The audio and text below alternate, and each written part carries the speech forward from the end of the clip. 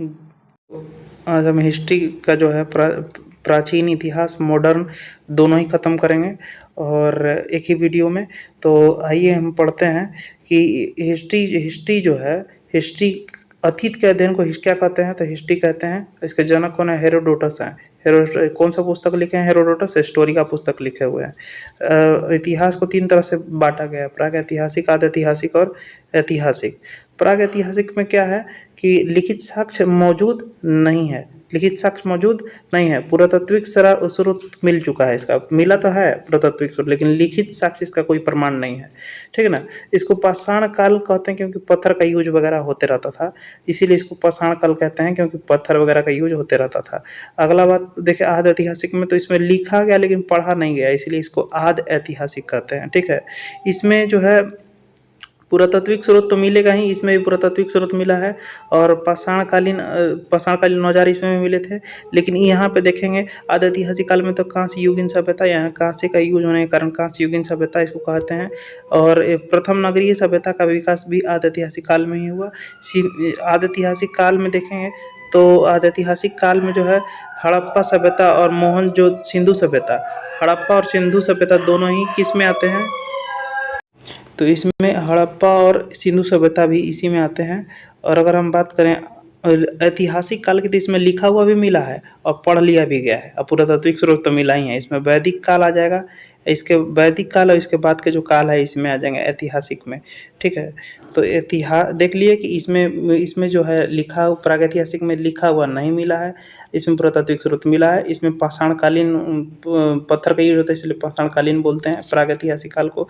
आद्य ऐतिहासिक काल में हम लोग देखें कि लिखा हुआ मिला लेकिन पढ़ा नहीं गया, पुरातात्विक स्रोत मिला ही। इसमें कांसे का यूज होने के कारण इसे कांस्य युगीन कहा गया। इसमें आपको प्रथम नगरीय सभ्यता विकसित हुई, जिसमें आपको हड़प्पा और सिंधु सभ्यता भी देखने को मिलता है। और इसके बाद हम लोग देखें ऐतिहासिक काल में, तो देखें कि इसमें लिखा हुआ है, पढ़ा भी गया इसमें, अब पुरातात्विक स्रोत भी मिला है। और वैदिक काल के बाद वाले जो समय है सब इसी में आ जाते हैं, किसमें? ऐतिहासिक काल में। तो आगे आते हैं कि भारतीय पुरातात्विक सर्वेक्षण का स्थापना 1861 में। 1861 में जो है वो भारतीय पुरातात्विक सर्वेक्षण, पुराना चीज़ को जो सर्वेक्षण करने के लिए, तो पुरातात्विक सर्वेक्षण विभाग की स्थापना 1861 में की गई थी, ठीक है।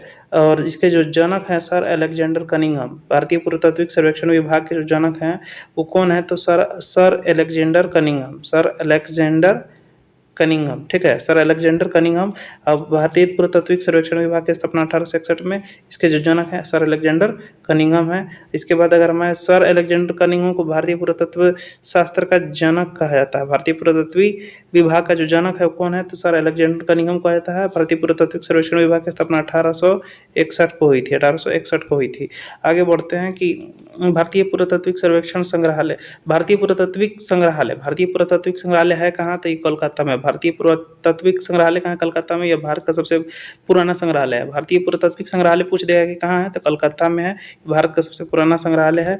आगे बढ़ते हैं कि राष्ट्रीय संग्रहालय कहाँ है? तो नई दिल्ली में है। पुरातात्विक विभाग की स्थापना 1904 में हुआ, पुरातात्विक विभाग की स्थापना 1904 में हुआ। लेकिन पुरातात्विक सर्वेक्षण, भारतीय पुरातात्विक सर्वेक्षण की स्थापना 1861 में, भारतीय पुरातात्विक सर्वेक्षण की स्थापना 1861 में।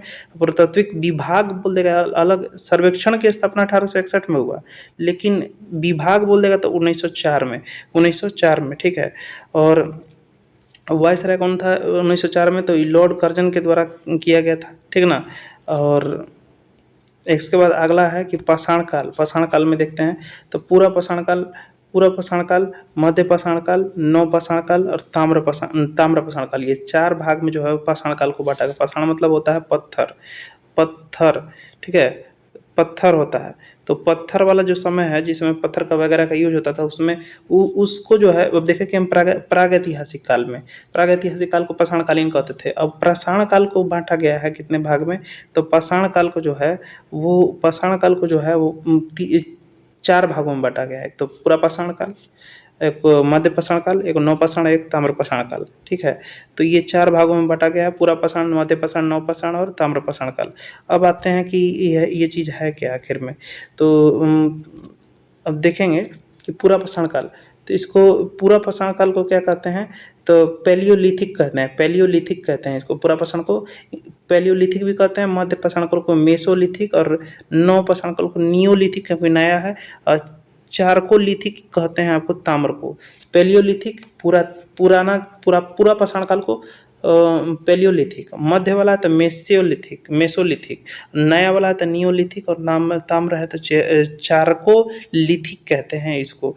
और अगला आते हैं कि भाई पूरा पाषाण काल होता क्या भाई, तो इसमें बड़े औजार के जो है, बड़े औजार के प्रयोग किए गए, ठीक है ना। पूरा पाषाण काल में बड़े औजार मिले, बहुत बड़ा बड़ा औजार मिला, ठीक है।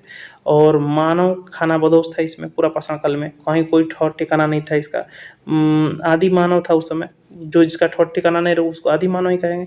आग की खोज हो चुकी थी पूरा पाषाण काल में जो है, सबसे इम्पोर्टेंट याद रखना है कि आग की खोज हो चुकी थी, ठीक है ना। और छोटे मोटे पत्थर का भी औजार का जो है यूज होता था, लेकिन बड़े बड़े औजार थे, जिसे माइक्रोलिथिक युग भी कहते हैं। बड़े पत्थरों का प्रयोग होता था, बड़े पत्थरों का प्रयोग होता था। अब मानव खानाबदोश थे, आग की खोज हो चुकी थी। और माइक्रोलिथिक युग भी, मैक्रो माने होता है का चीज, मैक्रो माने होता है बड़ा, और माइक्रो माने होता है छोटा। तो माइक्रोलिथिक बोलेगा तो मध्य पाषाण काल, मैक्रोलिथिक युग किसको बोलते हैं तो पूरा पाषाण काल, इसको होश में मारना है। और आगे आगे बढ़ते हैं। मध्य पाषाण काल के मेसोलिथिक कहते हैं, इसमें छोटे पत्थर का यूज होने लगा। इसमें बड़ा पत्थर तो इसको मैक्रो बोले, इसको माइक्रो बोलेंगे, तो माइक्रोलिथिक युग मध्य पाषाण काल को कहते हैं। और आगे बढ़ते हैं कि इसमें आग का खोज इसमें हुआ, लेकिन यूज करने आगे किसमें, तो मध्य पाषाण काल वाला में छोटा, ठीक है। और छोटे पत्थर का यूज कारण इसको माइक्रोलिथिक कहा गया। आगे आते हैं कि नव पाषाण काल जो है, नव पाषाण काल में तो इसमें जो है नया छोटा पत्थर तो ये था, इसमें चमकदार छोटे पत्थर, इसमें छोटे पत्थर थे, तो यहाँ छोटे पत्थर तो है ये था, लेकिन प्लस में चमकदार, इसको पॉलिश वगैरह कर दिया गया, ठीक है। नोकीला थोड़ा बना दिया गया, इसको चोखील थोड़ा सा बना दिया गया, इसीलिए जो है नव पाषाण काल में थोड़ा और उभर करके आ गया। और आगे भी देखें तो नया नया खोज होने लगा नव पाषाण में, ठीक है, नया नया खोज, इसलिए नियोलिथिक इसको कहते हैं। पशुपालन वगैरह, जैसे कुत्ता को सबसे पहला पालतू बनाया तो नियोलिथिक हो गया। और खेती करना भी करने लगा, ठीक है ना, नया नया खोज हो रहा था। अस्थाई जीवन प्रारंभ हो गया किसमें, तो नव पाषाण काल में, ठीक है ना। समाज का निर्माण हुआ किसमें, तो नव पाषाण काल में। अब पहिए की खोज भी हो गई, एक जगह से दूसरे जगह जाने के लिए जो है पहिए की खोज हो गई, तो पहिए की खोज, इसके बाद इसमें कुत्ता वगैरह का बांध देता था, बैलगाड़ी वगैरह को बांध देता था, चलिए एक जगह से दूसरे जगह जाने के लिए भी पहिए की खोज नव पाषाण काल में हुई। और पशुपालन, कुत्ता को किया, छोटा पत्थर के साथ चमकदार और नुकीले पत्थर बना दिए, नुकीले पत्थर का औजार बना दिए। समाज का निर्माण हो गया, अस्थाई जीवन का शुरुआत हो गया, ठीक है। अगर हम बात करें ताम्र पाषाण में, तो ताम्र पाषाण को चिरकोलिथिक युग कहते हैं, चिरकोलिथिक युग कहते हैं, जिसमें तांबे और पत्थर दोनों के मिश्रण से एक मतलब जो है औजार बनाया गया। इसीलिए और नहीं भी था तो तांबा और पत्थर दोनों के जो है औजार का यूज किया जाता है, इसलिए चिलकोलिथिक युग कहते हैं इसको। इसको कौन सा कहते हैं तो चिलकोलिथिक युग कहते हैं, चिलकोलिथिक युग कहते हैं इसको। ताम्र पाषाण काल याद रखना है। और मानव द्वारा खोजा गया पहला धातु क्या था, तो तांबा था। मानव द्वारा खोजा गया पहला धातु क्या था, मानव द्वारा खोजा गया पहला धातु क्या था, तो तांबा था। मानव द्वारा खोजा गया पहला धातु तांबा, पहला धातु तांबा। मानव द्वारा पालतू जानवर क्या था, तो कुत्ता था, ठीक है। अब मानव द्वारा प्रयोग में लाया गया पहला औजार क्या था, तो कुल्हाड़ी था, कुल्हाड़ी। मानव द्वारा खोजा गया पहला धातु तांबा हो जाएगा, सी युग तांबा, ठीक है। पालतू जानवर कौन था, तो कुत्ता था। मानव द्वारा प्रयोग में लाया जाने वाला पहला औजार कौन था, तो कुल्हाड़ी था, ठीक है। इसके बाद अगर पूछा कि पहला फसल कौन था, तो जौ था, जौ, जिसको यौ कहता था, यौ, ठीक है। और इसके बाद गेहूं हो गया, चावल हो गया, पहले यौ था, इसके बाद गेहूं, तब चावल था, ठीक है, याद रखना है। और अगला बात पूछेगा कि मानव द्वारा उत्पादित सर्वप्रथम मानव की उत्पत्ति सर्वप्रथम कब हुई, तो 4.4 मिलियन बीसी पहले हुआ, बीसी मिलियन बीसी पहले, ठीक ना, 4.4 मिलियन बीसी माने ईसा मसीह के जन्म से पहले 4.4 मिलियन बीसी वर्ष पहले अफ्रीका में मानव की उत्पत्ति हुई। ज्ञानी मानव को होमोसेपियंस कहा जाता है, इसको 25,000 जो है बीसी पहले आया है। ज्ञानी मानव कब आया, तो 25,000 बीसी पहले आया, 25,000 बीसी पहले आया, ठीक है। ज्ञानी मानव कब आया, तो 25,000 बीसी पहले। ज्ञानी मानव कब आया, तो ज्ञानी मानव आया आपको मतलब ज्ञानी मानव को बोलते क्या है, तो होमोसेपियंस 25,000 बीसी, 25,000 जो है 25,000 बीसी माने ईस्वी पूर्व पहले आया है ज्ञानी मानव, लेकिन मानव आ गया था आपको कब? तो मानव की उत्पत्ति 4.4 मिलियन जो है बीसी पहले हुआ था। 1 मिलियन में 10 लाख होता है, तो इसे गुना कर देंगे तो 4.4 मिलियन बीसी पहले जो है क्या हुआ था? मानव की उत्पत्ति हुई कहाँ हुई थी? तो मानव की उत्पत्ति अफ्रीका में होने आई थी, ठीक है। और सजीव यानी जीवाश्म वस्तुओं की आयु का पता लगाना है, सजीव वस्तु की अगर आयु का पता लगाना है तो कार्बन 14 विधि का प्रयोग करते हैं, कार्बन 14 विधि का प्रयोग करते हैं। लेकिन वहीं अगर हमको चट्टान, निर्जीव या चट्टान पृथ्वी का अगर आयु पता लगाना है तो हम यूरेनियम 235 का यूज करेंगे, यूरेनियम 235 का यूज करेंगे, यूरेनियम डेटिंग विधि करेंगे, यूरेनियम 235 का यूज करेंगे, ठीक है। यूरेनियम से आपको निर्जीव चीज़ का, जैसे कि चट्टान हो गया, पृथ्वी हो गई, सब का आयु पता लगाना है तो यूरेनियम 235 का यूज करेंगे। जबकि सजीव चीज़ का पता लगाना तो कार्बन 14, जिसमें कार्बन ज़्यादा वो उतना ही पुराना, ठीक है, जिसमें कार्बन की मात्रा कम वो नया है, ठीक है।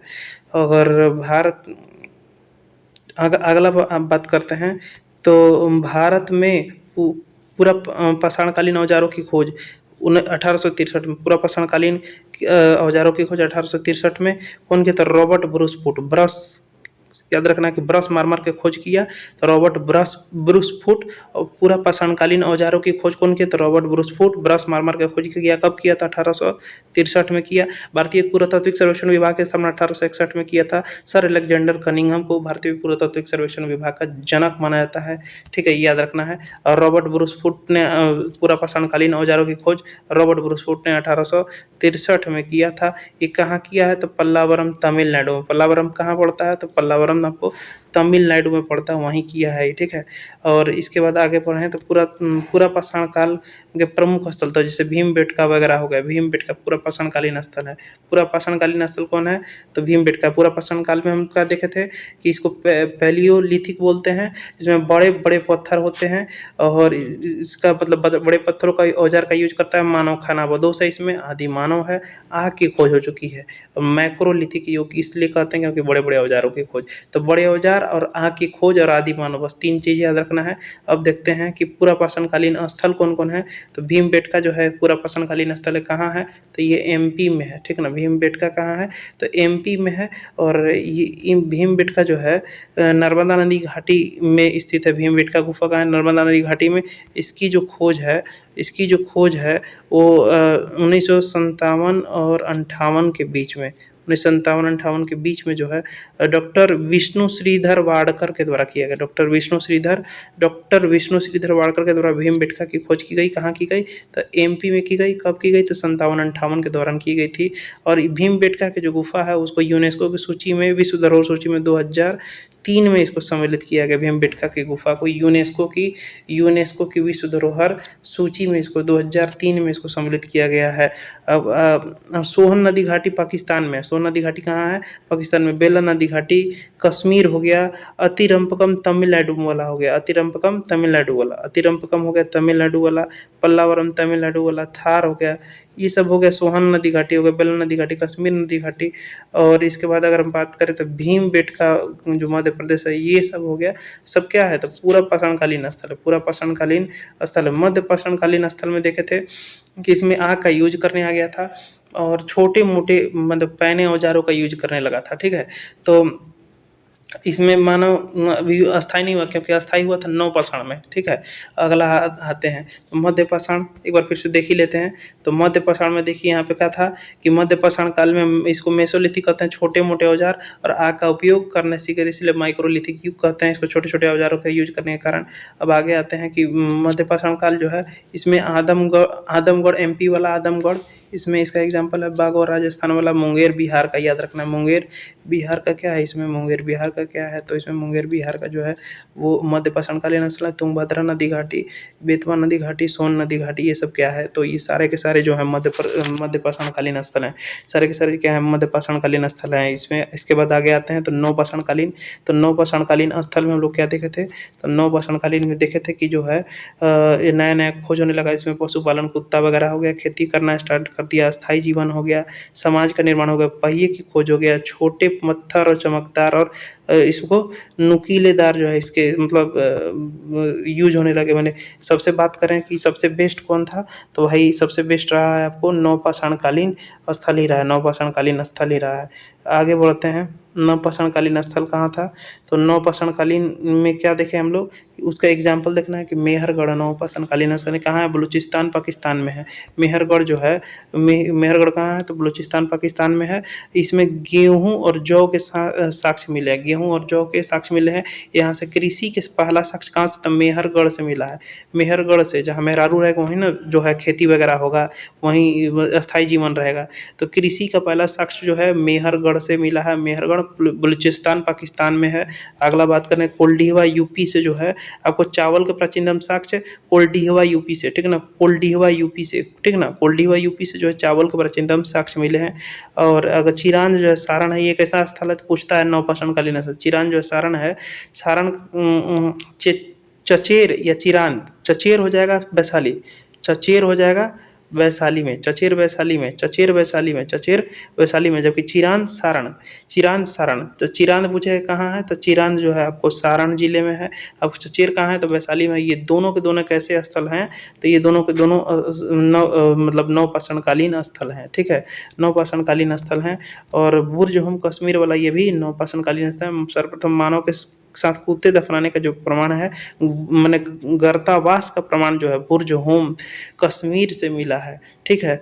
ये क्या है, तो नवपाषाणकालीन स्थल था। अच्छा, कोल्डिवा यूपी से चावल के प्राचीनतम साक्ष्य मिले, लेकिन अभी नया डाटा आया है, उसमें बताया गया कि उसमें जो है लोहरा देव, लोहरा देव, लोहरा देव, लोहरा देव यूपी में जो एक जगह मिला है, वहाँ से कहा गया है कि सबसे प्राचीनतम साक्ष्य चावल के कहाँ से मिले, लोहरा देव से। लेकिन अगर पुराना बात करें तो कोल्डिवा यूपी से जो है चावल के प्राचीनतम साक्ष्य मिले हैं। आगे आ जाते हैं ताम्रपाषाणकालीन में। इसका सबसे बड़ा बस्ती कहाँ था, इनाम गाँव। इनाम गाँव एक गाँव है महाराष्ट्र में, वहीं से जो है ना सबसे ज़्यादा आपको ताम्रपाषाणकालीन स्थल के प्रमाण मिले हैं, चूँकि वहाँ पर देखा गया कि तांबे और मतलब तांबे प्लस में जो है पत्थर, तांबे और पत्थर के जो औजार हैं सबसे ज़्यादा इनाम गांव से मिले। इनाम गांव कहाँ है, तो महाराष्ट्र, इसीलिए जो है इसका ताम्रपाषाणकालीन इसको कहते हैं। अब इस सिंधु घाटी सभ्यता के बारे में बात करें तो सिंधु घाटी सभ्यता को हड़प्पा सभ्यता इसलिए कह देते हैं क्योंकि हड़प्पा सबसे बड़ा इसका स्थल था। इसे तो मोहनजोदड़ो इसका स्थल है, लेकिन हड़प्पा जो है स्थल जो है, सिंधु सभ्यता को हड़प्पा स्थल भी कहते हैं। कांस्य युगीन सभ्यता भी कहते हैं क्योंकि कांस्य का यूज होता था। इसे प्रथम नगरीय सभ्यता कहते हैं क्योंकि नगर का विकास हो चुका था।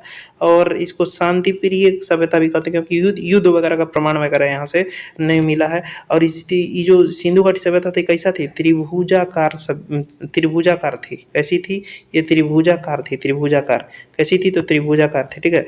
अब इसका जो सर्वमान्य काल है वो 2350 से लेकर के 1750 BC तक है। 2350 से 1750 BC, 2350 से लेकर के 1750 BC तक, 2350 से लेकर के 1750 BC तक इसका सर्वमान्य काल पूछा है। कितना पुराना है, 2350 BC से 1750 BC। कैसे पता चला, तो कार्बन 14 विधि से इसका जांच किया गया है, कार्बन 14 से, ठीक ना। यूरेनियम कार्बन 14 किसमें, कार्बन जिसमें रहेगा सजीव चीज में कार्बन रहता है, तो कार्बन 14 से सजीव चीज का पता लगाएंगे। यूरेनियम 235 से जो है ये सब निर्जीव चट्टान वगैरह पृथ्वी वगैरह के बारे में पता लगाएंगे। और इसके कार्बन 14 से इसका जो एज निकाले हैं कौन, DP अग्रवाल निकाला है, ठीक है। और सर जॉन मार्शल के अनुसार इसका तो खैर इसका नहीं पूछेगा। आगे बढ़ते हैं। इस सभ्यता का सर्वप्रथम जानकारी जो है चार्ल्स मैसन ने 1826 में दिया था। चार्ल्स मैसन ने इस सभ्यता की सर्वप्रथम जानकारी, चार्ल्स मैसन ने 1826 में दिया। चार्ल्स मैसन ने इस सभ्यता की सर्वप्रथम जानकारी कौन दिया था, चार्ल्स मैसन। कब दिया था, तो 1826 में दिया था कि एक है क्या, सिंधु सभ्यता एक है, चार्ल्स मैसन के द्वारा दिया गया था। इसका प्रथम जानकारी कौन दिया था, चार्ल्स मैसन 1826 में देने का काम किया था। अब बात करते हैं इस बर्टन बंधु यानी जेम्स बर्टन बंधु कहते हैं जेम्स और विलियम को। इसके द्वारा पाकिस्तान में कराची से लाहौर के मध्य, ठीक ना, बर्टन बंधु दो है, जेम्स और विलियम। बर्टन बंधु जेम्स और विलियम को कहा जाता है। इसके द्वारा पाकिस्तान में कराची से लाहौर तक, लाहौर के मध्य रेलवे लाइन के निर्माण के दौरान हड़प्पा कालीन स्थल की सूचना सरकार को दी गई थी। ये जब जो है ये बर्टन बंधु जेम्स और विलियम, बर्टन बंधु कौन कौन था, तो जेम्स और विलियम था। ये जब पाकिस्तान के जो है पाकिस्तान में कराची से लेकर के लाहौर तक इन लोग जब रेल के पटरी बिछा रहा था, उसी दौरान इन लोग को मिल गया क्या, हड़प्पा स्थल, हड़प्पा मिल गया इन लोग को। तो कहा कि भाई देखिए यहाँ पे हड़प्पा स्थल है, यहाँ खुदाई वगैरह कीजिए। तो बर्टन बंधु और बर्टन बंधु जेम्स और विलियम के कहने पर इसका फिर सरकार को अथी जानकारी दिया गया। और सर जॉन मार्शल के नेतृत्व में 1921 में हड़प्पा की खुदाई हुई, ठीक ना। जब इन लोग बर्टन बंधु इसको जानकारी दिया, जेम्स और विलियम जब इसको जानकारी दिया, जब पाकिस्तान में कराची से लाहौर तक जब इन लोग रेल लाइन बिछा रहा था, तो उसके दौरान मिल गया इन लोग को हड़प्पा स्थल। तो कहा कि भाई यहाँ कुछ है, देखिए पुराना जगह है, आप लोग देख सकते हैं इसको। तो फिर सरकार को जानकारी दिया इन लोग। तो फिर जो सर जॉन मार्शल आया, फिर सर जॉन मार्शल ये मार्शल गाड़ी से आया, ठीक है, मार्शल गाड़ी से आया। और सर जॉन मार्शल जो है ये क्या किया कि 1921 में इसकी खुदाई कराने का काम किया। कब, तो 1921 में जो है सर जॉन मार्शल 1921 में किसका, तो सर जॉन मार्शल 1921 में हड़प्पा की खुदाई करने का काम किया। और ये दिया जानकारी को तो बर्टन बंधु के द्वारा जानकारी दिया गया था। सिंधु सभ्यता का नामकरण सर जॉन मार्शल नहीं किया, ठीक है। सिंधु सभ्यता का नामकरण भी सिंधु सभ्यता कौन रखा, तो सर जॉन मार्शल ही किया। मार्शल से घूम रहा था 1921 में इसको हड़प्पा स्थल की खुदाई किया, इसीलिए इसका नाम ही क्या दे दिया, सिंधु सभ्यता। क्या चूंकि सिंधु नदी के किनारे था, सिंधु सभ्यता का सर्वेक्षण कौन किया, जांच कौन किया भाई, तो जेम्स कनिंघम, ठीक ना। कब किया था, 1853 में किया, 1853 में, ठीक ना। सिंधु सभ्यता की सर्वेक्षण करने का काम कौन किया, तो जेम्स कनिंघम 1853 में इसको जांच करने का काम, यानी कि सर्वेक्षण करने का काम किया, ठीक है। और अगला क्वेश्चन है कि जो है और अगला क्वेश्चन है कि ये अगर ये पूछेगा कि सिंधु सभ्यता की पहली खुदाई किसने की, था दयाराम साहनी ने, ठीक ना। सिंधु सभ्यता की पहली खुदाई दयाराम साहनी, जबकि जो है अगर पूछ देगा कि जॉन मार्शल क्या है, जॉन मार्शल के नेतृत्व 1921 में हड़प्पा की खुदाई की गई थी, ठीक ना। और सिंधु सभ्यता का नामकरण भी जॉन मार्शल नहीं किया था। सिंधु सभ्यता की पहली खुदाई दयाराम साहनी ने की, ठीक ना। पहली खुदाई हड़प्पा वाला कहेगा तो सर जॉन मार्शल, लेकिन सिंधु सभ्यता बोलेगा तो दयाराम साहनी, ठीक है।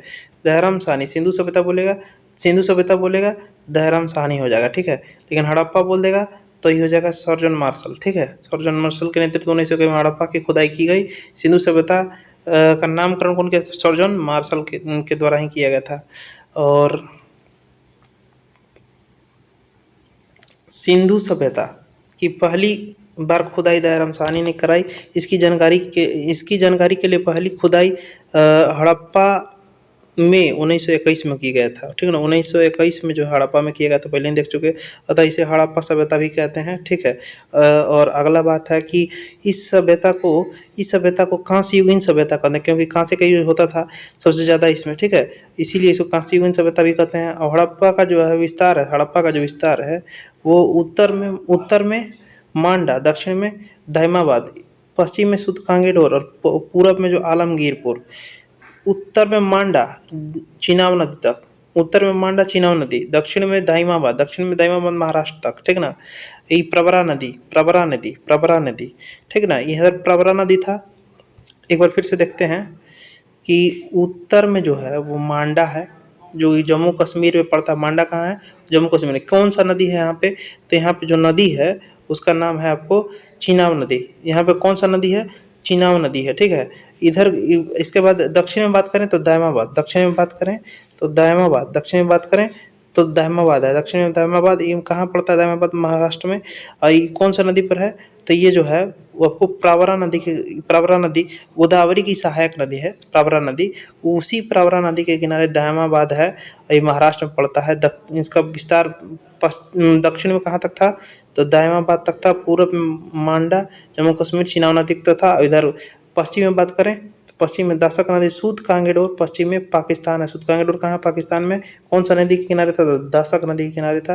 जबकि पूर्व में पूछ देगा तो पूर्व में आलमगीरपुर यूपी में है, हिंडन नदी के किनारे। पूर्व में आलमगीरपुर, हिंडन नदी, पश्चिम में पूछे तो सूत कांगेडोर पाकिस्तान, दशक नदी, उत्तर में मांडा चिनाब नदी और दक्षिण में दामाबाद प्रवरा नदी। बस इतना याद रखना है। इसके बाद आगे बढ़ते हैं। सिंधु घाटी सभ्यता के प्रमुख स्थल हड़प्पा स्थल, जिसका खोज दयाराम हड़प लिए।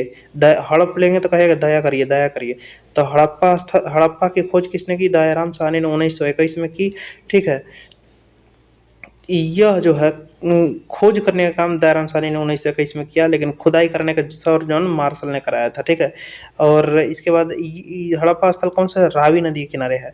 रावी नदी के तट पर हड़प्पा स्थल कहाँ है? हड़प्पा है आपको रावी नदी के तट पर, रावी नदी के तट पर है। रावी नदी कहाँ, ये है कहाँ हड़प्पा? तो ये है पाकिस्तान में। ठीक है ना, और माउंट गोमरी जिला में स्थित है। पाकिस्तान के माउंट गोमरी जिला में हड़प्पा स्थल स्थित है। इसको तो हड़प लेंगे तो कहेगा दया करिए, तो दयाराम साहनी 1921 में इसकी स्थापना हुआ, मतलब खोज हुआ। और ये है कहाँ? तो रावी नदी के किनारे है। यहाँ से प्राप्त क्या क्या हुआ है? तो देखिए हड़प्पा से जो है श्रमिक का आवास देखिए यहाँ पे कुम्हार का चाक, कुम्हार का हड़प्पा स्थल में क्या है कि हड़प्पा स्थल से कुम्हार का चाक मिला है, कुम्हार का चाक मिला है, कुम्हार का चाक है। ठीक है, उसको हड़प लिया। फिर श्रमिक का आवास था, उसी में कुम्हार का चाक रखा हुआ था, इसको श्रमिक का आवास हड़प लिया। ठीक है, तो उस छोटा अन्ननगार इसमें देखिए पहले याद रखना है कि एक श्रमिक था, उस श्रमिक के घर में एक चाक था जिससे वो बेचारा आटा उटा पीसता था। ठीक है, तो उसी से याद रखना है कि कुम्हार का चाक भी जो है, ये कुम्हार इसको दिया था ये चाक। तो कुम्हार का चाक कहाँ से मिला? तो हड़प्पा से मिला। इसी के अंदर में एक मतलब छोटा अन्नगार रखा था बेचारा, कि छोटा अन्न बनाएंगे, अन्न रखने वाला। तो छोटा अन्नगार भी आपको हड़प्पे से, इसको भी हड़प लिया। श्रमिक का आवास को हड़प के लिया, तो सब ये भी हड़प लिया, ये भी हड़प लिया। ठीक है, और इसके बाद जो है ना, इसको मार करके जो है RH-37, इसको 37 साल का ये आदमी था, इसको क्या कर दिया? मार के इसको कब्रिस्तान में दफना दिया। तो 37 RH-37 जो है हड़प्पा से ही मिलेगा। और जो कब्रिस्तान RH-37 कब्रिस्तान कहाँ से? हड़प्पा से ही। और इसके घर पे जो है पूजा पाठ वाला व्यक्ति था, तो इसको स्वास्तिक का भी चिन्ह जो है का प्रमाण कहाँ मिला है भाई? तो हड़प्पा से ही मिला है। और हाथी का प्रमाण भी आपको, हाथी का भी प्रमाण कहाँ से मिला है? तो ये जो हाथी का प्रमाण जो है हड़प्पे से, ह से हाथी, ह से हड़प्पा से ही मिला है हाथी का प्रमाण। और मातृ देवी की मूर्ति भी कहाँ से मिली है? हड़प्पा से मिली है। ओखली की लकड़ी, ओखली लकड़ी की जो ओखली है, लकड़ी का बना हुआ ओखली था, वो जो है वो लकड़ी का ओखली भी कहाँ से मिला है? इस श्रमिक के आवास हो जाएगा, छोटा अन्नगार हो जाएगा, छोटा स्नानागार भी रखा था बेचारा। इसको मार के 37 साल में RH-37 कब्रिस्तान बना दिया। स्वास्तिक का चिन्ह भी मिला, हाथी का प्रमाण भी मिला। तांबे का इक्का गाड़ी, इसके घर में एक अथी था जो इसमें जो है चक्का लगा रहता है, तांबे का इक्का गाड़ी जो है इसको बोलते हैं। तो तांबे का इक्का गाड़ी इसके घर में इसका बाल बच्चा चलाता था, उसको भी हड़प लिया था। तांबे का इक्का गाड़ी और मातृ देवी की मूर्ति, ओखली, लकड़ी वाला ओखली जो है, ये भी हड़प लिया। और कुम्हार का चाक तो है ये था, जो कुम्हार का चाक होता है जिस पे बनाते हैं कोई चीज़ मिट्टी रख करके, वो भी कुम्हार का चाक भी जो है कहाँ से? तो हड़प्पा से ही। अब आगे बढ़ते हैं, मोहनजोदड़ो को देख लेते हैं। मोहनजोदड़ो, तो राख, ठीक ना, मोहनजोदड़ो तो राखलदास बनर्जी, मोहनजोदड़ो राखलदास बनर्जी। मोहनजोदड़ो, मोहन नाम के पुरोहित था, उसको रख लिया। ठीक ना, कोई रख लेता है। तो मोहनजोदड़ो कौन रख लिया? तो राखलदास बनर्जी अपने यहाँ रख लिया, इसको शरण दे दिया। 1922 में जो इसका खोज हुआ, मोहनजोदड़ो का खोज 1922 में, जबकि हड़प्पा का 1921 में, हड़प्पा 1922 में हो जाएगा मोहनजोदड़ो। अब मोहनजोदड़ो को शरण कौन दिया है? तो रखा कौन है? तो राखलदास बनर्जी रख लिया है अपने यहाँ इसको। पंडित, यह सिंधु नदी के किनारे है। किस नदी के किनारे है? तो मोहनजोदड़ो सिंधु नदी के तट पर है, पाकिस्तान के लरकाना जिला में, पाकिस्तान के लरकाना जिला में है। और आगे बढ़ते हैं, मोहनजोदड़ो उनको कहते हैं मृतकों का टीला। ठीक ना, अब मृतकों का टीला रहेगा तो राखे न ढेर, इसको याद रख सकते हैं, मृतकों का टीला। मोहनजोदड़ो का अर्थ क्या होता है? तो मृतकों का टीला। और जब मृतकों का टीला है तो राखे ना हो गया, टीला का अर्थ क्या है? मृतकों का टीला है, मैंने राख हो गया था राखलदास बनर्जी।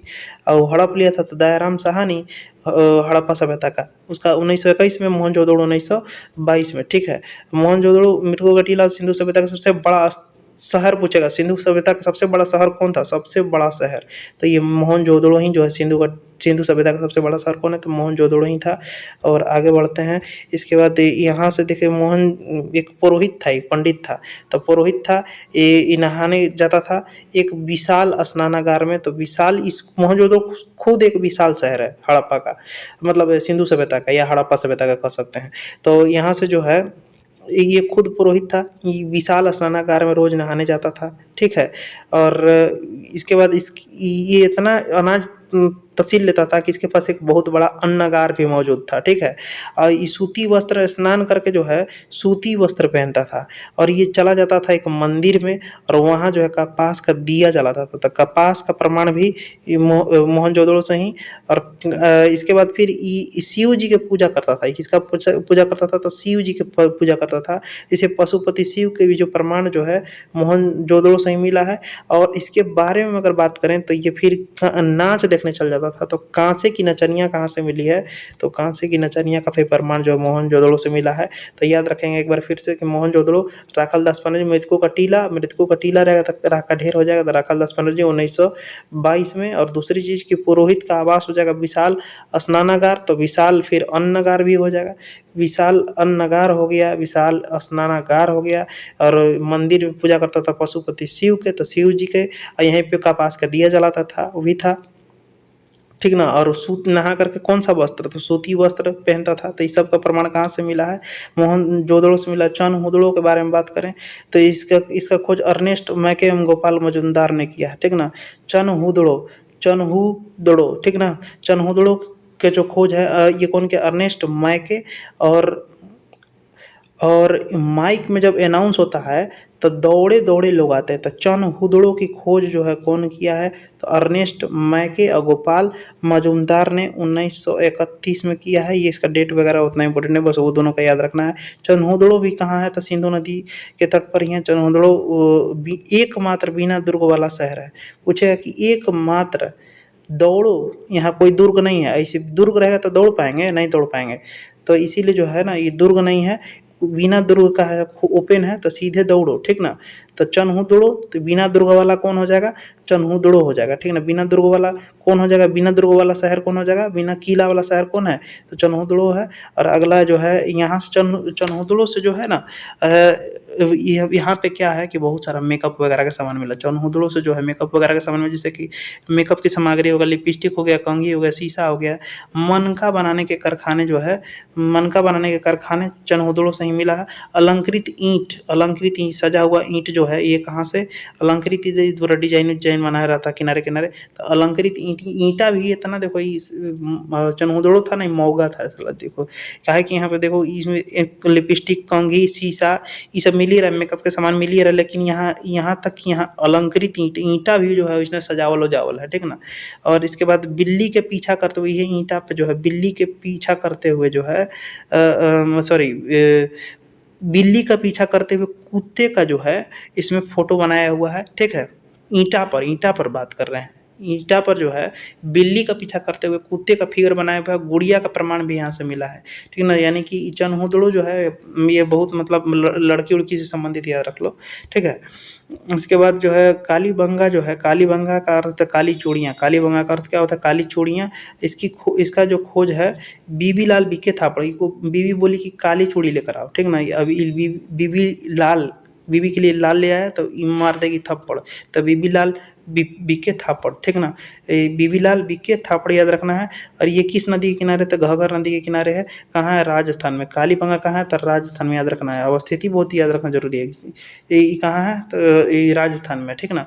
जबकि ये हम लोग देखे थे कि चनहुदड़ो कहाँ है, तो सिंधु नदी के किनारे है, पाकिस्तान में था। इसके बाद अगर हम बात करें तो मोहनजोदड़ो भी कहाँ था, तो सिंधु नदी के किनारे था, लकड़ावाला जिला में। ये भी कहाँ है, पाकिस्तान में स्थित है।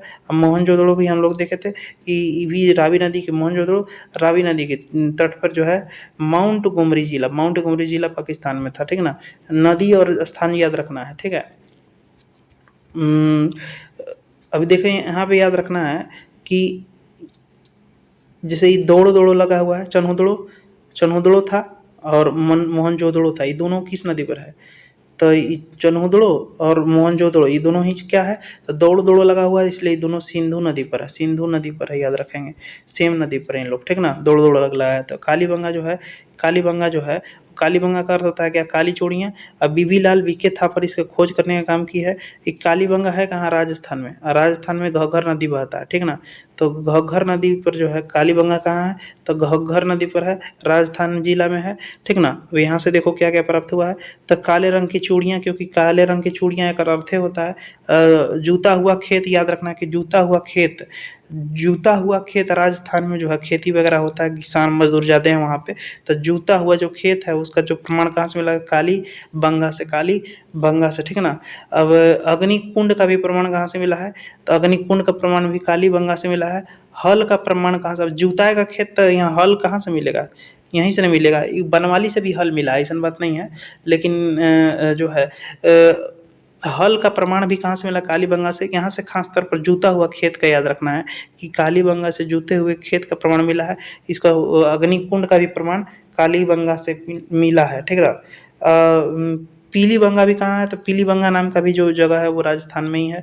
और देखो ये रोपण याद रखना है कि रोपण जो है, रोपण, रोपण जो है, रोपण यज्ञ दत्त शर्मा, रोपनी होता है तो यज्ञ करवा लो, ठीक है, यज्ञ करवा लो, यज्ञ करवा लो, ठीक है, यज्ञ करवा लो, रोपनी के समय यज्ञ करवाओ, इसके बाद खेती करो, प्रभु खुश रहेंगे। तो जो है यज्ञ रोपण जो है यज्ञ दत्त शर्मा, कब 1953 में इसका खोज हुआ, ठीक है। और ये जो है किस नदी पर है, तो रोपनी होगा तो वो लोग कोई लजाएगा नहीं, लजाएगा तो सतलज नदी पर, ठीक है। रोपनी में कोई लजाता नहीं, सब मिलजुल के काम करते हैं, तो सतलज नदी, रोपनी, रोपण सतलज, और रोपनी के समय यज्ञ करा लेना है, तो यज्ञ दत्त शर्मा, ठीक है, यज्ञ दत्त शर्मा। अब यहाँ पे बात करें कि यहाँ से क्या क्या मिला है, तो मिट्टी के बर्तन, मिट्टी के बर्तन में खाना खाएगा सब, ठीक है ना, मिट्टी के बर्तन में खाना खाएगा। तांबे का कुल्हाड़ी से अगर कुछ कुछ खरपतवार हो जाता है तो उसको काटने का काम जो है मिट्टी के बर्तन यहाँ से मिला है, रोपनी के मिट्टी के बर्तन में खिलाओ। और यहाँ पे जो कुल्हाड़ी मिला है ये कैसा मिला है, तो कुल्हाड़ी जो तांबे का मिला है, तांबे का जो है कुल्हाड़ी मिला है रोपण से, ठीक है, याद रखना है कि तांबे का कुल्हाड़ी मिला है, नॉर्मल कुल्हाड़ी नहीं मिला है, तांबे का कुल्हाड़ी मिला है। और मानव के साथ कुत्ता का शव मिला है, ठीक ना, मानव के साथ कुत्ता, जैसे खेती करने जब जाते हैं तो आरी पे जब चलते हैं तो पीछे पीछे कुत्ता भी चलता है, तो याद रखना है कि मानव के साथ कुत्ता का शव कहाँ से मिला है, तो भाई रोपण से मिला है। इसके बाद अगर हम बात करें राखी गढ़ी के, तो राखी गढ़ी की खुदाई सूरज भान किया है, राखी गढ़ी की खुदाई सूरज भान किया है। राखी गढ़ी जो है ये कहाँ है, हरियाणा में है, राखी गढ़ी कहाँ है, राखी गढ़ी हरियाणा में है, ठीक है ना, राखी गढ़ी हरियाणा में भी कहाँ है, तो घग्गर नदी पर ही है। जबकि अब कालीबंगा भी किस नदी पर था, तो कालीबंगा जो है घग्गर नदी पर था। और रोपण जो है वो सतलज, ठीक है ना, रोपनी से ला जाती नहीं इसलिए सतलज। और राखी गढ़ी कहाँ है, तो ये भी घग्गर नदी पर। और मतलब कालीबंगा भी कालीबंगा भी किस नदी पर था, तो कालीबंगा भी जो घग्गर नदी पर ही था, ठीक है। और राखी गढ़ी भी घग्गर नदी पर, ये कहाँ है, हरियाणा में। खोज इसके करने, खुदाई इसका कौन करवाया है भाई, तो राखी गढ़ी सूरज भान इसका खोज करने का काम किया, ठीक है। और आगे बढ़ते हैं, राखी गढ़ी में देख लिया हम, राखी गढ़ी भारत में स्थित हड़प्पा कालीन स्थल का सबसे बड़ा स्थल है। अगर ऐसे नॉर्मली पूछे तो अगर भारत मतलब सिंधु सभ्यता का सबसे बड़ा स्थल कौन है, तो सिंधु सभ्यता का सबसे बड़ा स्थल आपको मोहनजोदड़ो है, ठीक है। लेकिन भारत में पूछ देगा कि सिंधु सभ्यता का भारत में सबसे बड़ा स्थल कौन है, तो यही राखी गढ़ी है, राखी गढ़ी सबसे बड़ा है, ठीक ना। भारत में कौन है, राखी गढ़ी ही सबसे बड़ा है।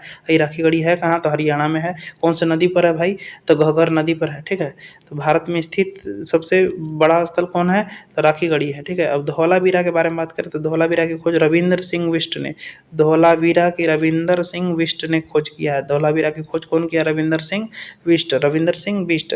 यह जो है धुलाई होता था लूनी नदी के तट पर, ठीक ना। धौलावीरा किस नदी पर, तो लूनी नदी के तट पर, गुजरात में, ठीक ना। गुजरात में इधर देखते हैं ना कि गुजरात में ये हो गया, और यहाँ पे लूनी नदी है, तो इधर धुलाई वगैरह ज़्यादा होगा, तो धौलावीरा कहाँ है, लूनी नदी के तट पर है, ठीक है। और यहाँ पे देखें उन्नत जल प्रबंधन वगैरह का प्रमाण मिलेगा यहाँ से। तो पत्थरों का बना शहर था ये। धौलावीरा में सफ़ेद कुआं मिल गया, कुआं रहेगा तब ना धुलाई वगैरह होगा। धौलावीरा रविंदर सिंह बिष्ट, ठीक ना, लूनी नदी के तट पर, ठीक ना, लूनी नदी के तट पर। अब यहाँ पे कौन सा मिलेगा, तो कुआं मिलेगा तभी ना धुलाई वगैरह होगा, तो धौलावीरा से यहाँ पे क्या मिला है, धौलावीरा सफ़ेद कुआं मिला है, सफ़ेद कुआं मिला है, ठीक है, सफ़ेद कुआं मिला है। और सबसे उन्नत जल प्रबंधन प्रणाली, सबसे जल मतलब निकासी का जो है प्रमाण जो है ना, नली उली बढ़िया से एकदम बनाया हुआ था, ये धुलाई वुलाई अच्छा से होता था, तो नली भी चाहिए यहाँ पे। तो धौलावीरा की खोज रविंदर सिंह बिष्ट, स्थल को लूनी नदी है, और इसके बाद यहाँ पे मिला है वो सफ़ेद कुआं। और सबसे उन्नत जल प्रबंधन जो है, उन्नत जल प्रबंधन का प्रमाण कहाँ से मिला है, तो धौलावीरा से मिला है। इसके बाद जो है ना, लकड़ी का बना जो है नाला, लकड़ी का बना नाला, ये नाला बनाया हुआ था, इसको लकड़ी से ढका हुआ था, तो लकड़ी का बना नाला जो है कहाँ से मिला भाई, लकड़ी का बना नाला, उन्नत जल प्रबंधन और सफ़ेद कुआं और धौलावीरा थी। अच्छा, याद रखना है कि धौलावीरा जो है, धौलावीरा है कहाँ आखिर में देख लेते हैं। तो धौलावीरा गुजरात में है, ये लूनी नदी के तट पर है। तो इधर उधर से अगर तीन तरफ से, इधर से घेरा हुआ था, इधर से घेरा हुआ था, इधर से घेरा हुआ था, बाकी इधर समुद्र है तो इधर से घेरा हुआ नहीं था, ठीक ना। तो तीन तरफ से घेरा हुआ पूछेगा कि तीन तरफ से ही घेरा कौन था, तीन तरफ से घेराव किसका था, तो तीन तरफ से घेरा हुआ जो शहर था, तीन तरफ से घेरा हुआ शहर जो कौन था, तो तीन तरफ से घेरा हुआ शहर जो है आपको कौन था, तो धौलावीरा था, ठीक है। अब आगे बढ़ते हैं। धौलावीरा को यूनेस्को के विश्व धरोहर सूची में शामिल किया गया है, ठीक ना। धौलावीरा को यूनेस्को के विश्व धरोहर सूची में 2021 में, जबकि 2003 में जो है वो किसको, तो भीमबेटका को शामिल किया गया था, ठीक ना, भीमबेटका को 2003 में, और जबकि 2021 में है किसको, तो धौलावीरा को यूनेस्को के विश्व धरोहर सूची में शामिल किया, 40वां स्थल बना, ठीक ना। 39वां जो है स्थल रंपा मंदिर तेलंगाना का जो है ना, उसको जो है 39वां था, 39वां स्थल था जो यूनेस्को में शामिल था, 40वां स्थल धौलावीरा था।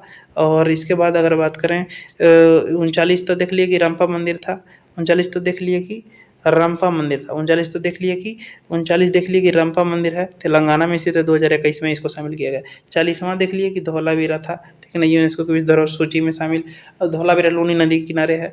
अभी 39-40 देख लिए। 41वां स्थल कौन सा, शांति निकेतन है, पश्चिम बंगाल में। शांति निकेतन की स्थापना कौन किए हैं, तो रविंद्रनाथ टैगोर के द्वारा किया गया था। शांति निकेतन की स्थापना रविंद्रनाथ टैगोर के द्वारा किया, इसको 2023 में शामिल किया गया। 42वां स्थल होलेश्वर मंदिर को, जो कर्नाटक वाला होलेश्वर मंदिर का जो है, इसको भी जो है होलेश्वर मंदिर को भी शामिल किया गया 2023 में ही। और शांति निकेतन को पश्चिम बंगाल में है, उसको भी 2023 में ही। और होलेश्वर मंदिर कर्नाटक वाला का भी जो 2023 में ही, और ठीक है। और इसमें 43वां स्थल मोईदम है, मोईदम असम का जो है मोईदम है। इस टाइप का जो है ना मोईदम बना रहता है, मिट्टी का रहता है इस टाइप का। इसी में जो है ना एक गाढ़ा हुआ रहता है 100, ठीक ना, इसी टिलका नियन उठा रहता है। इस 2024 में इसको सम्मिलित किया गया है। अब आगे आते हैं, सुरकोटदा गुजरात में है। घोड़े का अस्थि पंजर, सुरकोटदा कहाँ है, तो सुरकोटदा जो है गुजरात में है, ठीक ना। सुरकोटदा कहाँ है, गुजरात में है। और घोड़े का जो अस्थि पंजर है सुरकोटदा से मिला है, ठीक ना। सुरकोटदा से घोड़े का अस्थि पंजर कहाँ से मिला है, सुरकोटदा से मिला, सुरकोटदा से मिला है, ठीक है। घोड़े का अस्थि पंजर कहाँ से मिला है, तो सुरकोटदा से मिला, सुरकोटदा से मिला है, ठीक है। इसके बाद आगे आते हैं, लोथल जो है, लोथल की खुदाई रंगनाथ राव, लोथल, ठीक ना, रंगनाथ राव, ठीक ना। लोथल थल है, इसमें लगा हुआ ना, तो सब जमीने पे भोग के जाना है। तो लोथल भोगवा नदी के तट पर है। लोथल जो है वो भोगवा नदी के तट पर है। इसका खोज कौन किया था, रंगनाथ राव। क्योंकि रंग यहाँ आदमी बार बार बदलेगा, तो सब भोग के जाना होगा कहाँ, थल पर ही। रंग बार बार बदलेगा तो सब भोग के जाना होगा कहाँ, थल पर ही। तो रंगनाथ राव लोथल है, इसका खोज रंगनाथ राव। लोथल कौन सा नदी पर, भोगवान नदी पर, याद रखना है। ये है कहाँ लोथल, तो गुजरात में है। लोथल कहाँ है, तो गुजरात में। ये बंदरगाह नगर था, ठीक है, बंदरगाह नगर था ये। मतलब बंदरगाह यहाँ पे है ना, गुजरात में तो इस सब गोदीवाड़ा था, ये बंदरगाह नगर था। तो बंदरगाह नगर स्थल है, गोदीवाड़ा था। और जो है आगे बात करें तो दरवाज़ा जो है सड़क की ओर ना खुल करके, जैसे ये सड़क था तो सब चीज़ का जो है दरवाज़ा जो है सब, जैसे पहले हड़प्पा सभ्यता में जब, या सिंधु सभ्यता में जब घर बनता था ना, तो सब के सड़क, ये जो दरवाज़ा होता था सब, सड़क यहाँ है, ये सड़क हो गया, तो लेकिन दरवाज़ा इधर खुलता था, पीछे सड़क की ओर नहीं खुलता था। लेकिन ये एकमात्र जो लोथल है, इसका जो दरवाज़ा सड़क की ओर खुलता था, ये अकेला था जिसका सड़क भी है, और सड़क के अगर इधर बनता था घर, तो इधर सड़क पे दरवाज़ा खुल जाता था, ठीक ना। ये लोथल जो है, पहला जो है लोथल ऐसा अथी था, ठीक ना। तो लोथल है कहाँ भाई? लोथल था आपको भोगवा नदी के तट पर गुजरात में, रंगनाथ राव इसका खोज किया है। बंदरगाह नगर स्थल था, एक दिवाड़ा था, दरवाजा सड़क की ओर खुलता था। सती प्रथा के आंशिक प्रमाण भी लोथल से देखने को मिलते हैं। सती प्रथा के आंशिक प्रमाण भी लोथल से देखने को मिलते हैं। फारस, अब जिसे ये है कहाँ, तो ये जो है ये है कहाँ, तो ये है आपको गुजरात में। तो ये जो फारस की मुद्रा यहाँ से मिली है, यहाँ से फारस से व्यापार होता था। पहले फारस इधर है, तो फारस से जब व्यापार होता था, तो फारस से जब व्यापार होता तो कुछ मुद्राएं यहाँ पे गिर गई होंगी, वही सब यहाँ पे लोथल का खुदाई किया गया, तो वही फारस की मुद्राएं जो है मिली। गिर गई क्या होगी, मतलब यहाँ से व्यापार चलता था, लोग यहाँ से आते जाते थे, तो इसीलिए। और हाथी के दांत भी लोथल से मिले हैं, हाथी के दांत भी लोथल से मिले हैं, हाथी के दांत भी लोथल से में। फारस की मुहर भी पूछेगा तो लोथल से ही मिले हैं, ठीक है। स्वास्थ्य का प्रमाण भी लोथल से मिले हैं, ठीक है। स्वास्थ्य का प्रमाण भी लोथल से मिले हैं। और चावल का प्रमाण भी लोथल से मिले हैं। चावल का प्रमाण भी, चावल का जो प्रमाण है वो कहाँ से मिले हैं, तो लोथल से मिले हैं, ठीक है। और यहाँ पे अगर बात करें तो ये चालाक लोमड़ी, जो कौआ, चालाक लोमड़ी और कौआ का जो है ना कहानी, जैसे वहाँ पे जो नदी था लोथल था, लोथल के जो है जैसे वहाँ पे देखिए बंदरगाह नगर था, तो ये बंदरगाह में जैसे ये हो गया समुद्र, ये समुद्र में उतरते थे ना, तो ये जो दीवार था इस पे जो है क्या वहाँ पे लोमड़ी और कौआ का जो कहानी बना करके रखा हुआ था। ये इधर से यहाँ समुद्र हो गया, इधर से सब उतर के यहाँ कपड़ा उपड़ा धोने वगैरह जाते थे, मतलब धोने कर रहे हैं यहाँ पे यहाँ सब व्यापार वगैरह करने जाते थे। तो यहाँ पे जो था ये बंदरगाह था, यहाँ पे क्या मिलता था भाई लोथल में, तो लोथल में यहाँ पे कौआ और मतलब जो है लोमड़ी, चालाक लोमड़ी के जो कहानी का प्रमाण भी लोथल से ही मिलता है। और अग्निकुंड का जो प्रमाण है, देखो दो जगह से अग्निकुंड का जो प्रमाण है, अग्निकुंड का जो प्रमाण है, अग्निकुंड का जो प्रमाण है, अग्निकुंड का जो प्रमाण है वो दो जगह से मिला है। एक तो कालीबंगा, एक लोथल से, कालीबंगा से, और एक लोथल से जो अग्निकुंड का जो प्रमाण है वो कहाँ से मिला है, तो लोथल और कालीबंगा से, ठीक है। और रंगपुर जो है, रंगपुर यहाँ पे देखे थे हम लोग क्या, तो लोथल देखे थे, लोथल रंगनाथ राव थे। और रंगपुर जो है, रंगपुर का जो खोज की है वो रंगनाथ राव, रंगनाथ राव, इसीलिए नाम में इस पर रंगपुर पड़ गया है। रंगनाथ राव खोज किया इसीलिए रंगपुर नाम पड़ गया है। रंगनाथ राव खोज किया है, ये गुजरात में ही है, ये मादर नदी के किनारे है। रंगपुर जो है, रंगपुर किस नदी के किनारे है, तो मादर नदी के किनारे है, गुजरात में है, ठीक है। अगर इसके बाद रंगपुर से प्राप्त किया तो धान की भूसी, ठीक ना। धान की भूसी जो है, धान की भूसी का रंगाई कर देना है, याद रखना, धान की भूसी का रंगाई करना है, ठीक ना। धान की भूसी का रंगाई करना, तो रंगपुर से धान की भूसी, इसका खोज रंगनाथ राव, इसलिए रंगपुर इसका नाम रखा गया। ये कहाँ है, तो गुजरात में है, ठीक ना। ये है कहाँ, तो गुजरात में है। धान की भूसी का प्रमाण मिला यहाँ से, रंगपुर से। ये मादर नदी के किनारे पर है। रंगनाथ राव के जो है, रंगनाथ राव, ठीक है, रंगनाथ राव के द्वारा इसका जो है खोज किया गया। आगे बढ़ते हैं। बनमाली जो है, बनमाली की खोज रविंद्र सिंह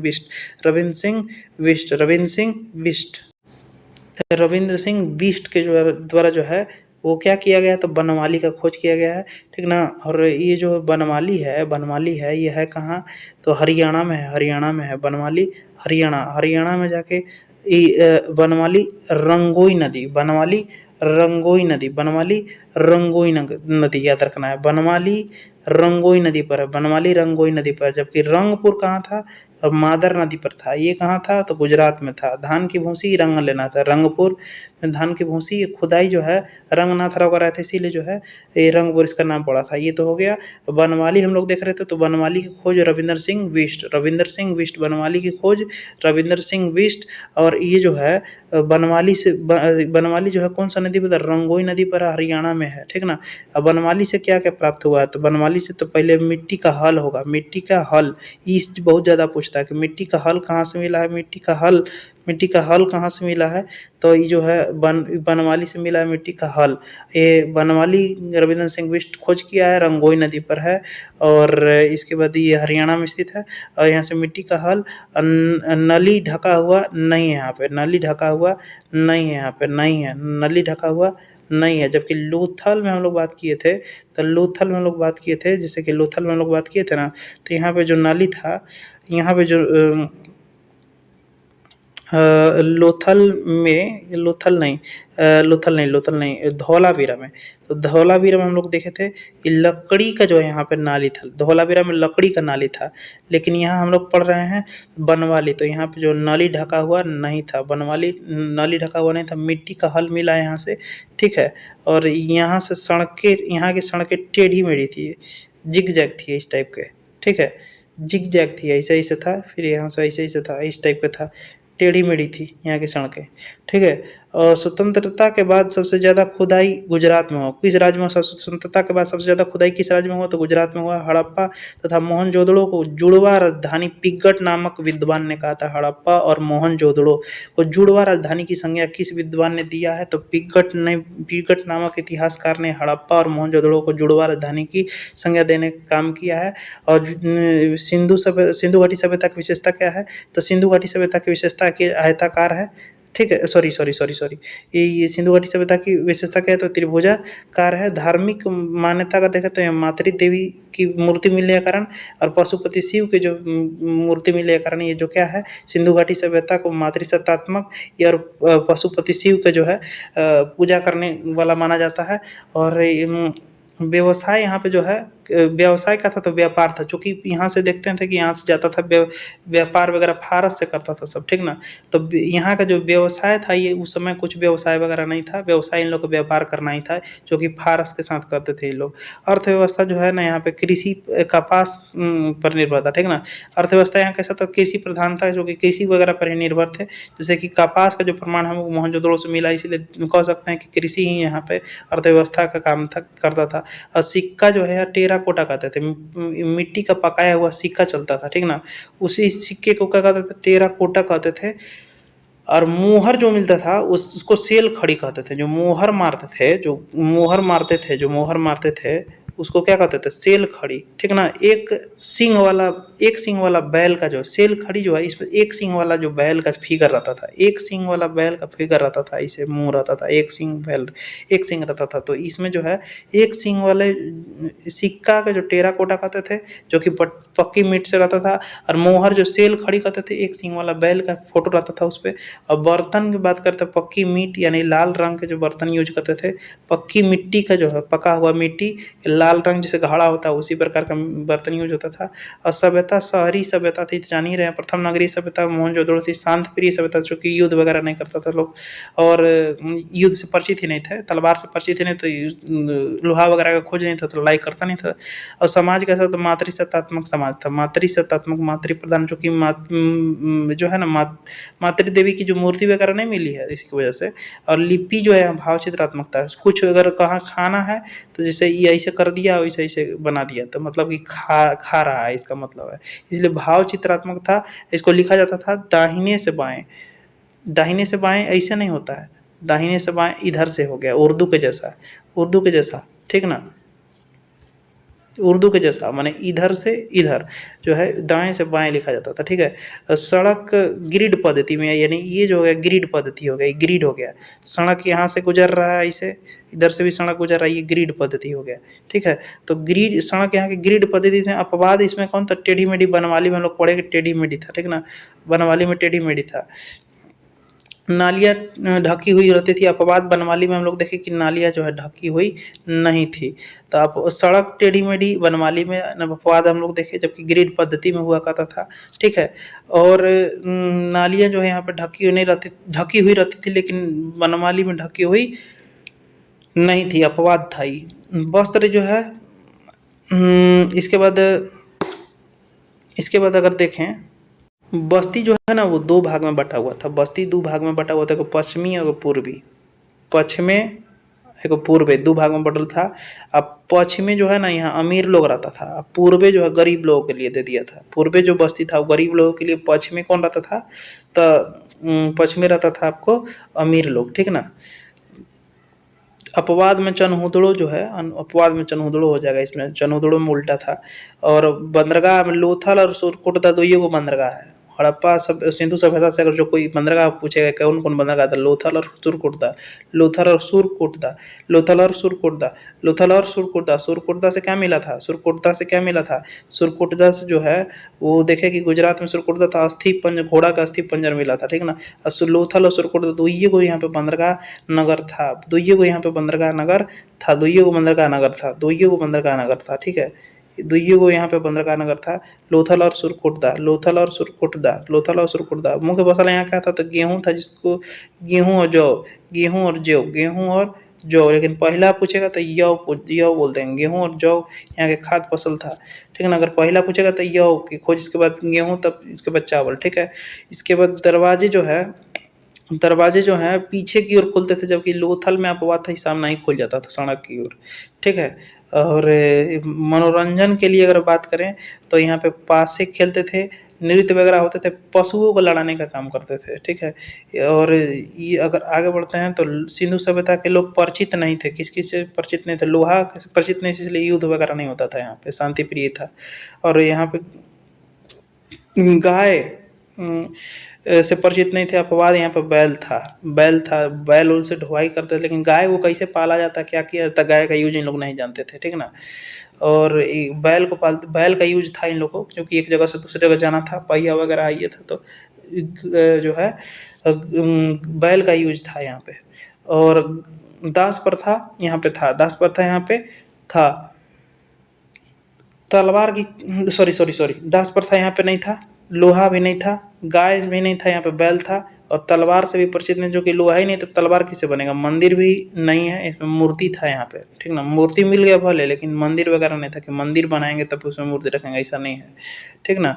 और लोहा नहीं था, गाय नहीं थी, बैल था, दास प्रथा नहीं था, तलवार नहीं था, मंदिर नहीं था, लेकिन मूर्ति था। नौहर भी यहाँ नहीं था, पर्दा प्रथा यहाँ पे नहीं था, वैश्यावृत्ति की जानकारी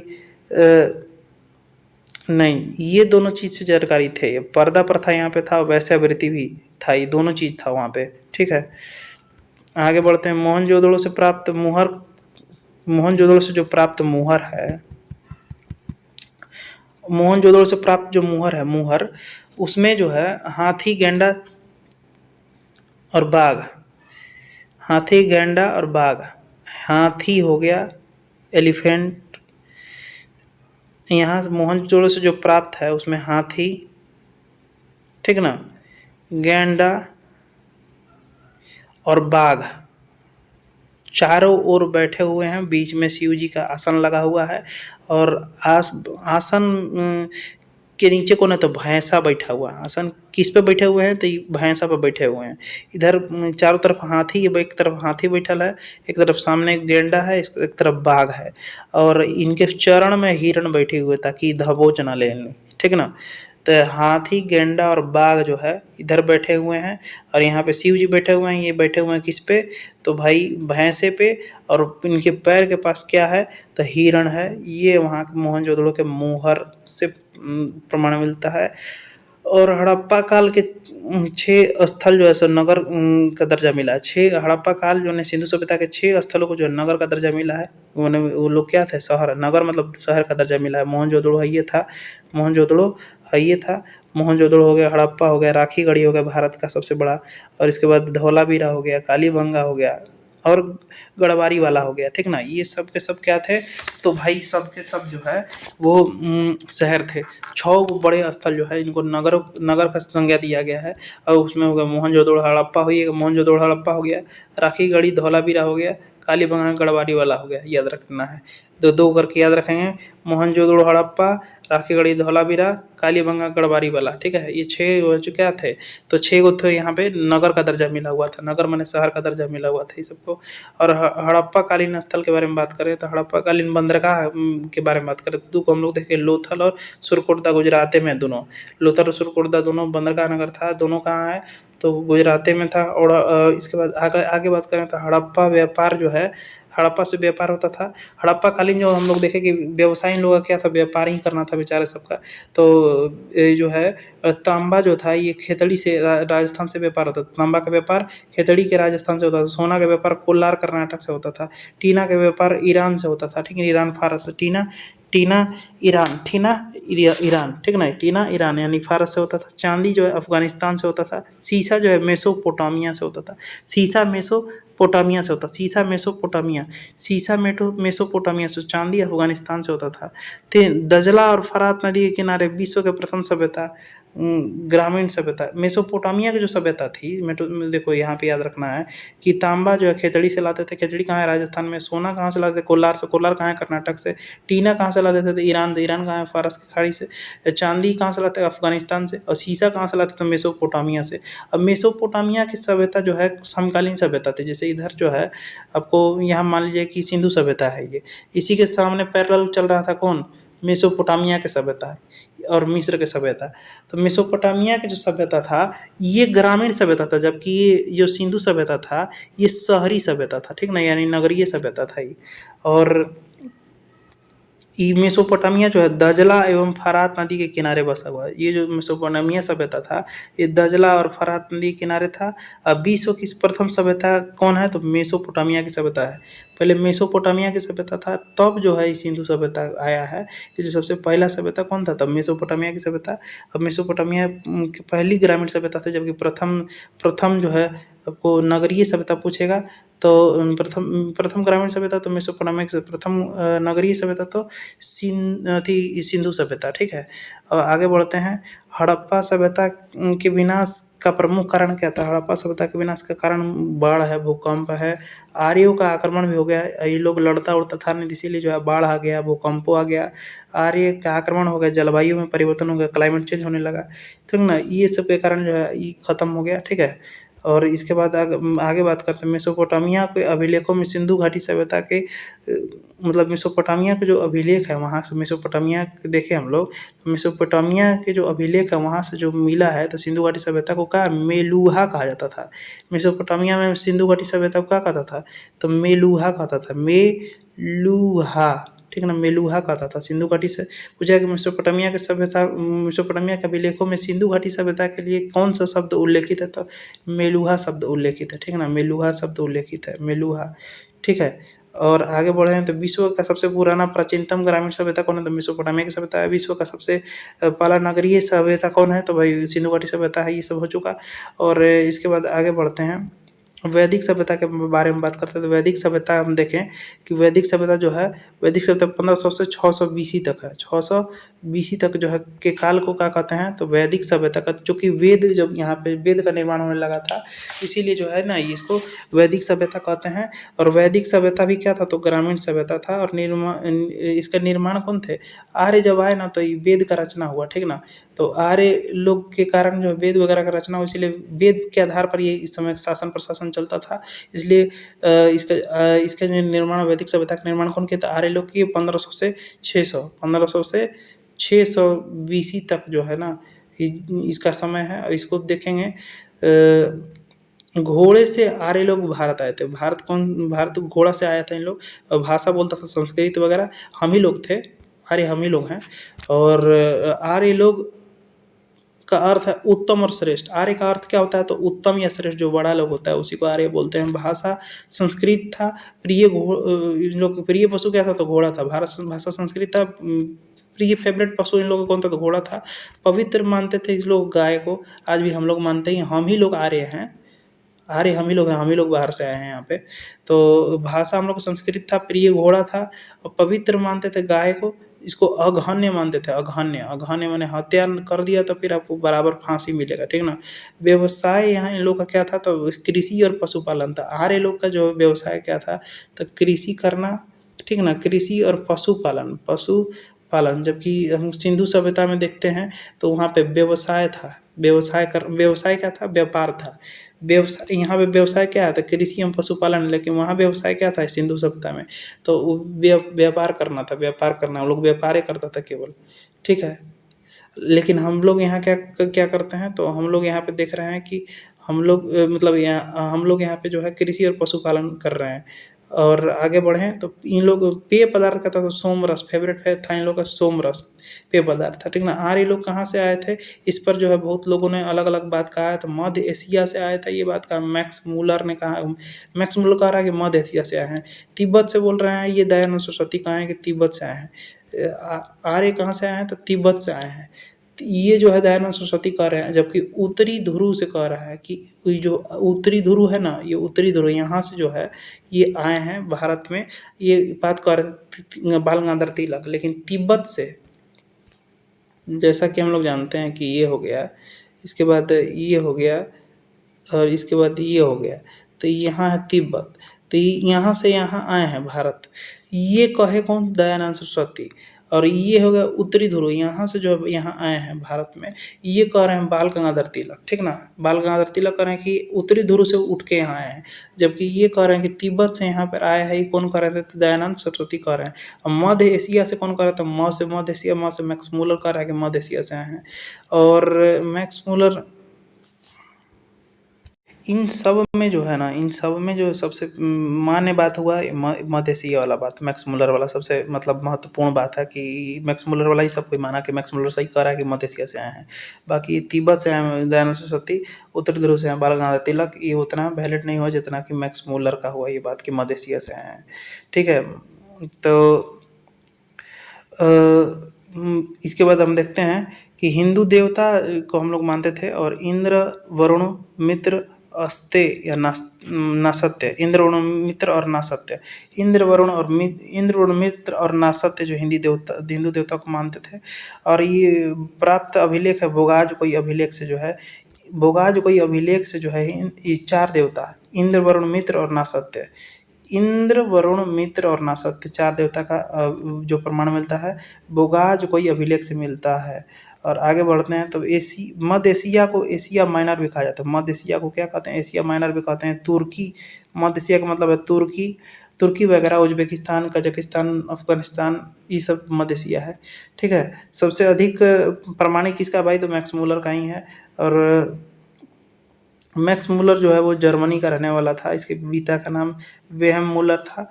ये 18 वर्ष में जो है लिपजिंग विश्वविद्यालय, 18 वर्ष लिपजिंग विश्वविद्यालय में संस्कृत पढ़ा, और उपनिषद को जर्मन भाषा में अनुवाद करने का काम किया। और मेघदूतम को जो है ना, मेघदूतम जो कालिदास का है उसको भी जर्मन भाषा में अनुवाद किया। संस्कृत के महान विद्वान रहा है कौन, मैक्स मूलर, ठीक ना, ऐसे ही नहीं बोल दिया है। और इस पर रिसर्च किया पूरा। वेदांतियों का वेदांत कहा जाता है स्वामी विवेकानंद को, वेदांतियों का वेदांत कहा जाता है, वेदांतियों का वेदांत स्वामी विवेकानंद को कौन कहा, वेदांतियों का वेदांत कहा स्वामी विवेकानंद को, मैक्स मूलर नहीं कहा। मैक्स मूलर ने वेदांतियों का वेदांत कह के संबोधित किया किनको, स्वामी विवेकानंद को। आगे बढ़ते हैं। और वैदिक काल भी हम लोग देखे 2 भाग में, वैदिक काल कब देखे तो 1500 से 600 BC तक देखे थे, ठीक है। लेकिन यही 600 BC को हम लोग 2 भाग में बांटेंगे वैदिक काल को, एक तो ऋग्वैदिक काल, एक उत्तर वैदिक काल। तो ऋग्वेद से जब चलता था उसे ऋग्वैदिक काल, और ऋग्वैदिक काल जो है ना, जैसे 1500 से 1000, 1500 से 1000 BC की बात करें तो वो हो जाएगा कौन सा, तो ऋग्वैदिक काल 1500 से 1000। इसमें देवता जो है वो इंद्र, युद्ध के देवता माने जाते हैं, पुरंदर, युद्ध, इंद्र माने पुरंदर, इंद्र को ही पुरंदर कहा गया है ऋग्वैदिक काल में। मतलब ऋग्वैदिक काल में जो देवता थे, फेवरेट देवता थे जो इनका पूजा ऋग्वैदिक काल में होता था 1500 से 1000 BC में, वो कौन थे, तो इंद्र थे, जिनको कहा पुरंदर कहा जाता था, युद्ध के देवता कहा जाता था। ये यानी किला तोड़ने वाला या वर्षा के देवता कहा जाता था।